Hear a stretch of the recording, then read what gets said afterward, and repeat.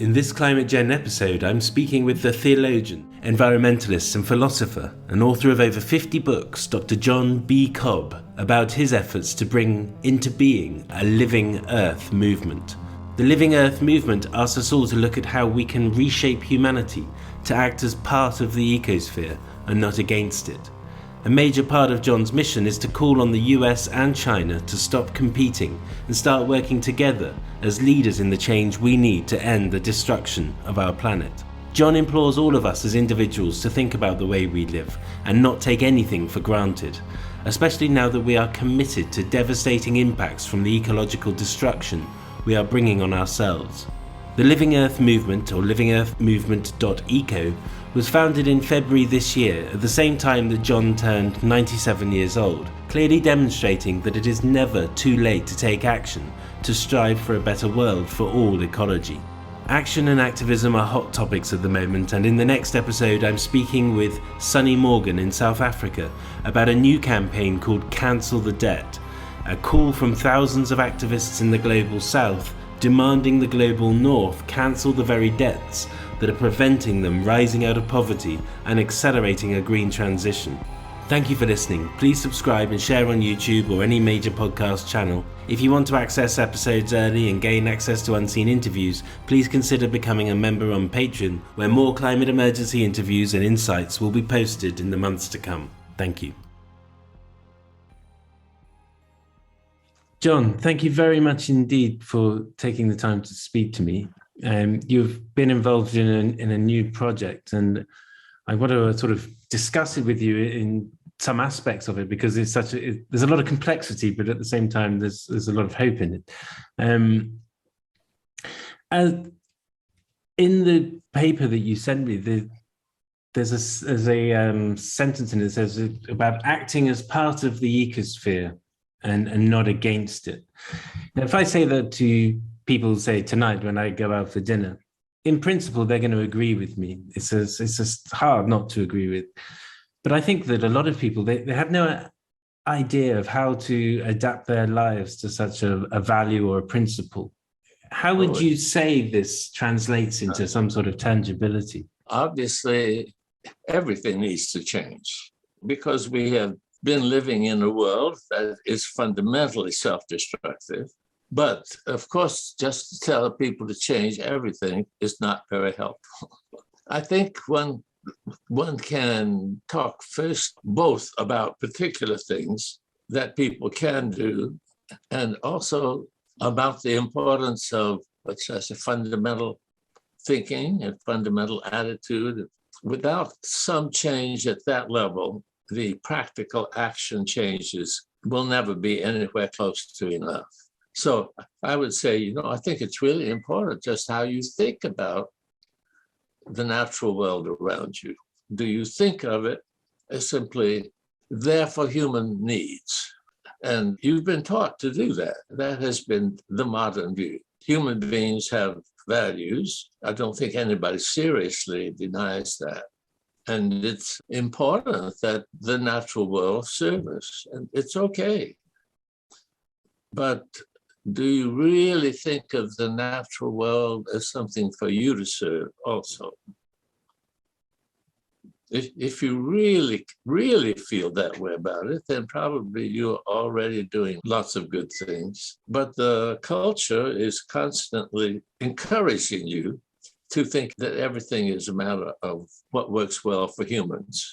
I think people can understand that. Just calling their attention to the importance of how they think. So when you decide what to eat, keep in mind that the animals that you're eating are being brutally treated throughout their lives. Maybe not all of them, but the great majority. Now, you may decide, well, that's living in as we do in our time and place, that we can't help it. But if a lot of people begin feeling really uncomfortable about that, it will be possible to bring pressure upon the meat industry. But thus far, there are, I think, probably millions of people in the United States who are vegetarian. I don't know. I'm not a vegetarian myself. I eat fish. And I'm not sure that I want to make an argument that that's not as cruel. But anyway, I'm just trying to say I'm not asking for perfection. Yeah, sure. And one might simply decide, well, I could do with less meat. It doesn't have, you don't have to. But that become a question in your mind, rather than you take for granted that, of course, I'm going to eat hamburgers. Think about it. Until we begin thinking about the way we live and what the results of that are, we haven't taken the first step. This starts to sound like a little bit of a realignment of values, or maybe a repositioning of how we see ourselves. And there's a line in the script, this ecological civilization. Can you talk a little bit about that and how we fit into that?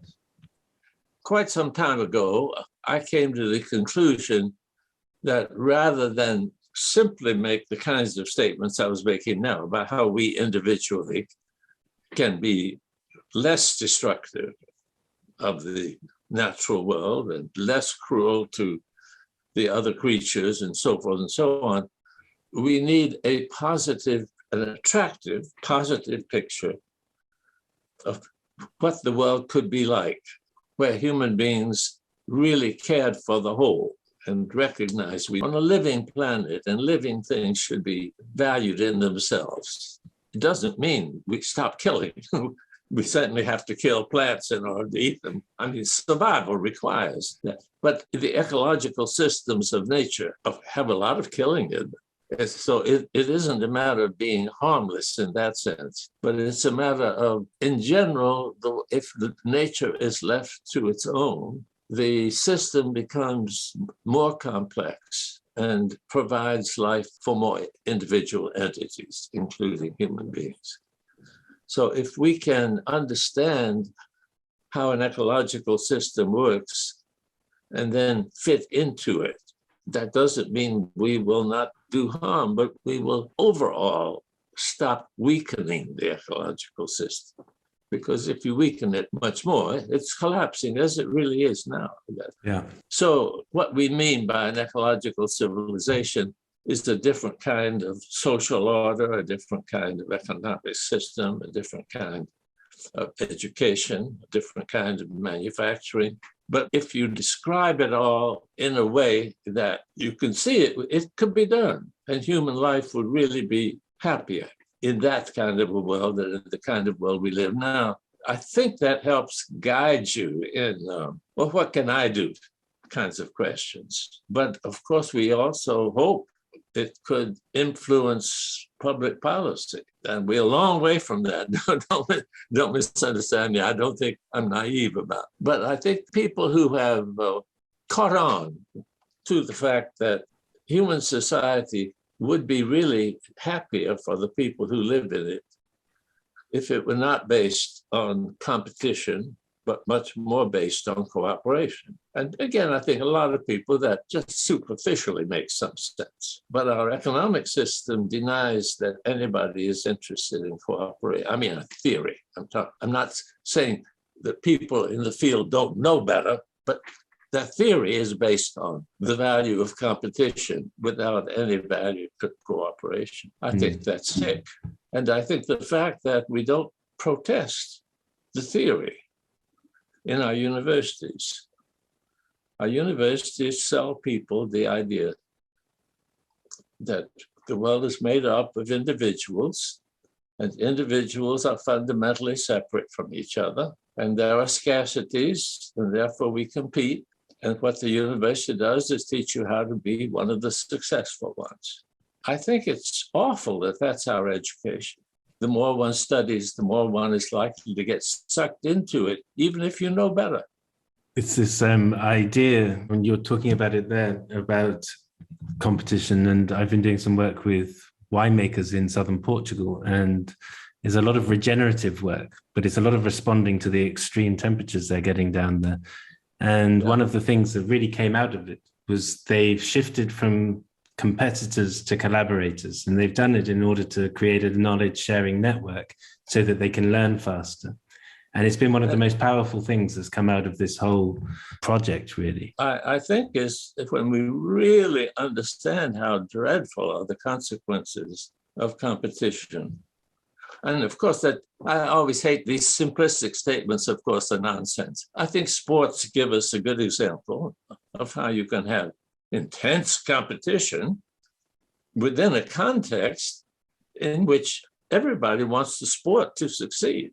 No baseball player wants a collapse of interest in baseball. But of course, what they do week after week is to beat other people. Okay, all right. I mean, I'm not sure. I think sometimes that's overdone a little bit.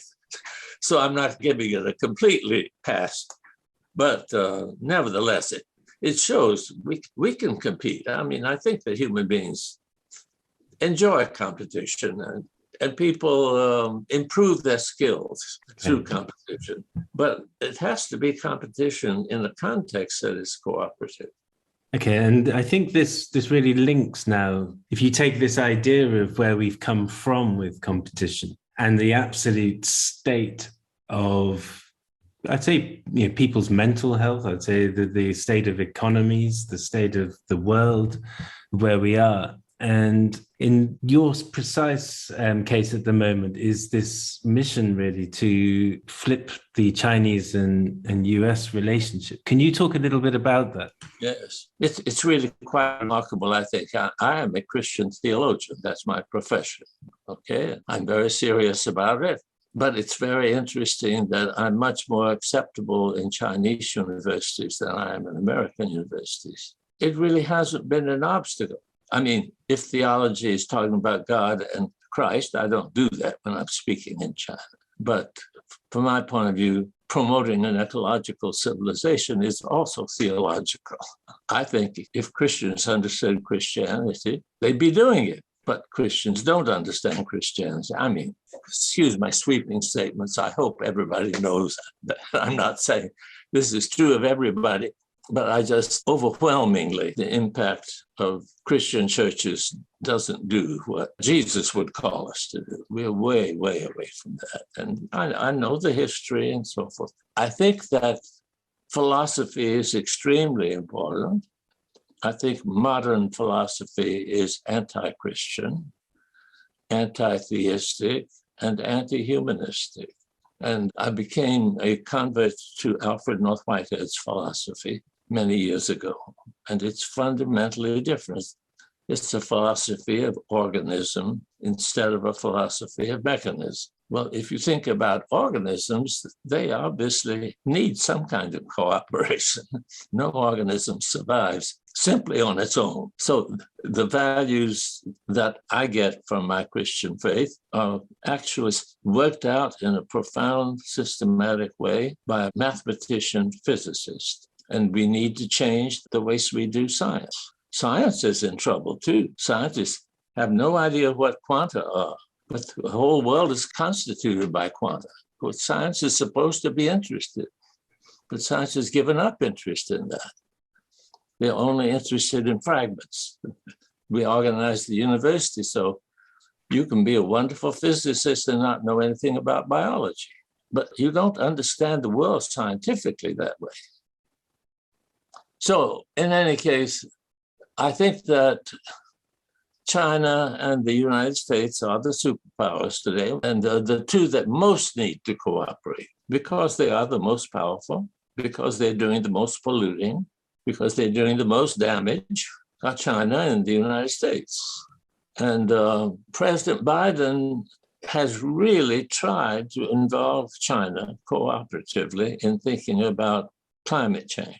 But Biden, although I think Biden is serious about it, I mean, of course, getting inside of someone else's mind, but Biden is part of the corporate wing of the Democratic Party. And the corporate wing is actually in the service of the transnational corporations. And the transnational corporations want a world in which the United States is the only power, the unipolar world that can make their lives easier and more profitable and have less resistance. So in 90% of what Biden does, it is to reduce the power of China and force it into subservience to the United States. Of course, the Chinese know that, they experience it. So the kind of cooperation you can get when 90% of your energies are working for competition and a very existential competition. It's not a trivial matter at all. The kind of cooperation is inherently limited. If we could reverse this and recognize that we won't have that, okay, I mean, it is important who rules the world, but if the world is totally self-destructive, having the privilege of ruling it is not really a great goal. So I actually wrote a letter on one occasion to Biden and Xi, and what happened made me think maybe they had actually read it, because I pointed out to Biden that, wearing a tag on himself saying China is our number one enemy is not the way to get Chinese cooperation. But there has been some. I mean, the amazing thing is really that China and the United States do have an organization that works, but the basic decisions are not made by that organization. And so to reverse the balance, okay, compete a little, sure.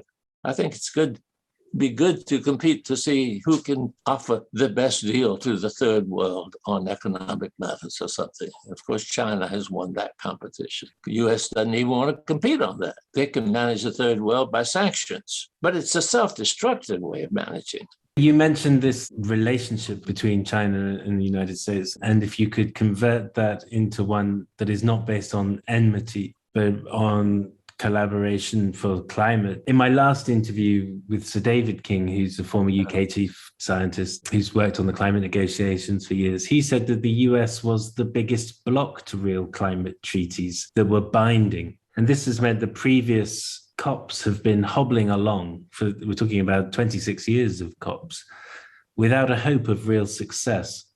If you could turn that around from here, what would that success start to look like? It would be to go back to an earlier stage of US foreign policy before it was taken over completely by the neoconservatives. The US has sufficient political capacities that it could pay attention to the needs of the American citizens instead of the needs. I mean, you pay attention to both, of course, but the balance could be that the government is primarily interested in the well-being of Americans and only secondarily interested in corporate welfare. That change sounds simple, but of course, as we all know, money rules the world. And you have to have a lot of money in order to win an election. And a few people manage to raise enough money from individual donors, but one billionaire can write a check for more than 1,000 ordinary donors. So it's almost inevitable. But I think we've had presidents who were concerned about that. I mean, Eisenhower was the first one, at least when he left office.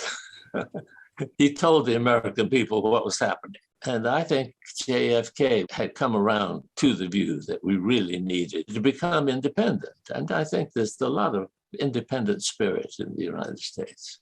But it's about the momentum shift when we're talking about, this Biden-Xi relationship. Yes. And making it meaningful in the direction where it transforms, global balance, because, India is a major source of emissions, but it's a major rising economy with wonderful innovation, lots of positive stuff. But it will react to what's going on between China and the US or Europe and so on and so forth. And I have hoped that when the catastrophes that we have been predicting for decades actually began, I mean, in a large scale, like what is happening in India, that people would say, whoops, this looks like not the future we want. And people would be willing to say, maybe it's more important that we have a livable world than that the US rule it completely. I think a lot of Americans agree with that, but you have a hard time saying it in Congress. With the Living Earth movement, Where are you now with it? What's the next vital step to making these sort of tangible impacts, if you like? The US plan for destroying China is to make the people in Taiwan very fearful of mainland China. They're already fearful of it, but to intensify that. The Taiwanese people can be made very anxious. And the New York Times is already publishing material that will have that effect. And if they become very anxious, they will be looking to the US for protection. And the US can act as if it were very reluctant, but nevertheless yield. And China has been extremely sensitive to anybody's denial that Taiwan is really part of China. I'm sure you know that. Yeah. If the US begins really supporting the Taiwanese army, what will China do? What the US hopes China would do would be to invade. And that will lead us, that could easily lead us into a nuclear war, because at present, the US has vast superiority over China in nuclear and in nothing else. Any other war, China would win. A nuclear war, US would win. So I'm extremely anxious about that. And it could happen rather soon, because China about a year ago realized that it could not count on the principle of mad, mutually assured destruction in its relations with the United States. They put in an order for ultra-modern nuclear weapons in a large number. And when they are delivered, then the US will no longer have that kind of, I don't mean it won't be superior, but the cities of the United States could be blasted. And I don't think Americans want to risk that. So I think that would end the danger of a nuclear war. But while the US is so superior, there are people in Washington who want a war, and they could get it. That really would be the end of the possibility of the human race surviving. My interest is in trying to persuade China, before the US puts this kind of pressure on it, to recognize that Taiwan should be understood as an independent country. Now, that's not a likely thing to happen if you've kept up with Chinese rhetoric over the years. But it would mean the US would no longer be able to boss China.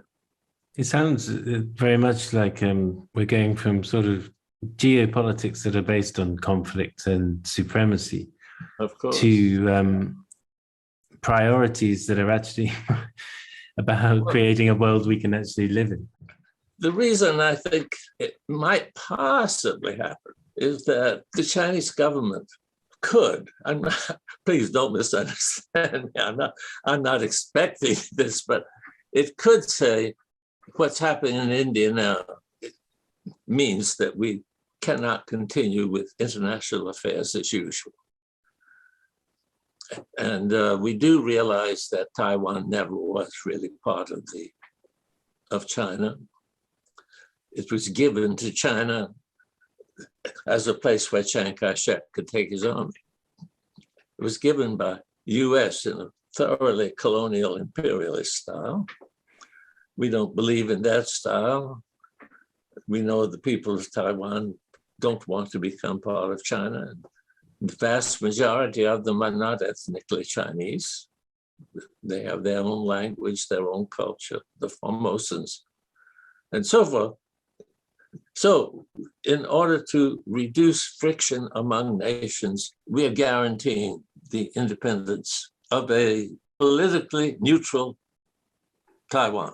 I think Taiwan, if it really could believe it, and I hope it could be made believable, Taiwan doesn't want to be a subject to the United States either. They prefer to be independent. So I think the Taiwanese could be led to cease looking to the US for protection against China if the Chinese took action of that kind. So please, you understand, I think about these things a lot because I do care about the future of human life on the planet. Mm-hmm. But that doesn't mean I have any control. Yeah. And of course, a lot of this works against us just from the Russia and Ukraine crisis. A lot of nations have started arming themselves. So huge defense military contracts, money that probably should be invested in mitigation, green energy, and adapting to what's coming down the track is now being wasted on arms because of issues that are largely to do with last century's obsessions. Yeah. Well, the U.S. used Ukraine in much the way it's planning to use Taiwan. And all of our support for Ukraine is not going to help the Ukrainians. We will fight the war to the last Ukrainian, because that's the way of killing the most Russians. And Russia is enemy number 2. And once you've destroyed enemy number 2, then enemy number 1 is all by itself. It's too late to prevent the destruction of Ukraine. It's not too late to avoid the destruction of Taiwan and China. Well, the news today is that China is going to greatly surpass its emissions reductions targets. They've really, they're accelerating in their efforts. It's trying hard, and it has great difficulty because it doesn't have any fossil fuels except coal. And they've continued using coal, but they really have done a lot to reduce. No, China is not the problem. The US is the problem. Yeah, it's interesting that in many ways, we tend to focus a lot on China as this sort of rising power, but really they're quite often a rising example in some areas, especially when it comes to tackling climate change, of where money should be put and where efforts should be put. Ecological civilization is something we learned from China. The Chinese Marxist Party had adopted it as a goal, and the parliament, which is an elected part of the government, had also adopted it as a goal. But it has meant a lot in terms of improvements in dealing with the environment. Before then, every provincial governor was evaluated according to how much improvement in GDP. After that, 50% of the evaluation was on GDP and 50% was on environment. So that's wonderful, but that is not an ecological civilization. Yeah. What China has not done is to try to develop an economy that would serve an ecological civilization. So I much appreciate what China has done. And I have the astonishing experience as a Christian theologian of having become friends of the vice president of China. I have some status in China, so it is worthwhile for me to share my ideas, but I certainly have no control. Yeah. Okay. And it's a big hill to climb. Everything that you've been discussing, especially around where the US is at the moment, and there's a lot of internal division on top of all of that, which is driven by certain forces. What's the final thought that keeps you focused and thinking about it and thinking, yeah, we can do this? I think that if the American people realize fully the other catastrophes that are already happening, and get a sense that something like that can happen to us too, if we keep on, that there might be, it's too late for people to get into this election, but within 2 years, there might be enough Americans who are saying, plague on both your parties. We want people who represent us and care about our future. Yeah. So let's be hopeful. Be hopeful. And thank you very much for this opportunity. And I hope some people will look up our website. Yeah, I will link to you. It's been lovely to speak to you, John. Take the best of care, and hopefully we'll speak again sometime. Thank you. Thanks again for listening. If you are interested to help support this series and help expand the discussion around climate topics, then please do consider backing my channel via Patreon. It will help me produce more content, and you will also gain access to more expert interviews. It would be great to engage more with audiences too and understand your views on these topics.